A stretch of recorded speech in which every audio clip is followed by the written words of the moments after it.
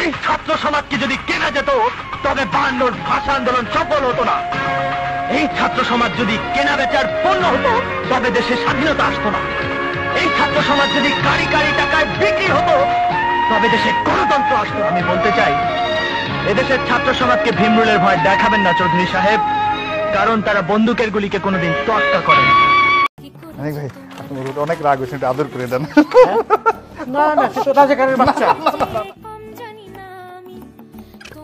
আপনার কোনো অধিকার নেই আমাকে রাজাকারের সন্তান বলার। আমি একটা মুক্তিযোদ্ধা পরিবারের সন্তান। আপনার কোনো অধিকার নেই আমাকে রাজাকারের বাচ্চা বলার। আমি একটা মুক্তিযোদ্ধা পরিবারের সন্তান।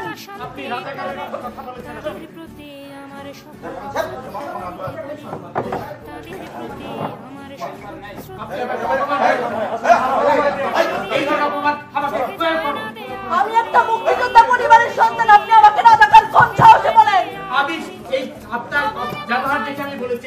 আমি একটা মুক্তিযোদ্ধা পরিবারের সন্তান। আমি একটা মুক্তিযোদ্ধা পরিবারের সন্তান।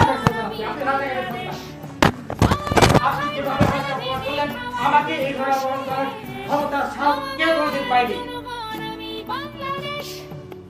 আপনি ওদের পক্ষে কথা বলছেন।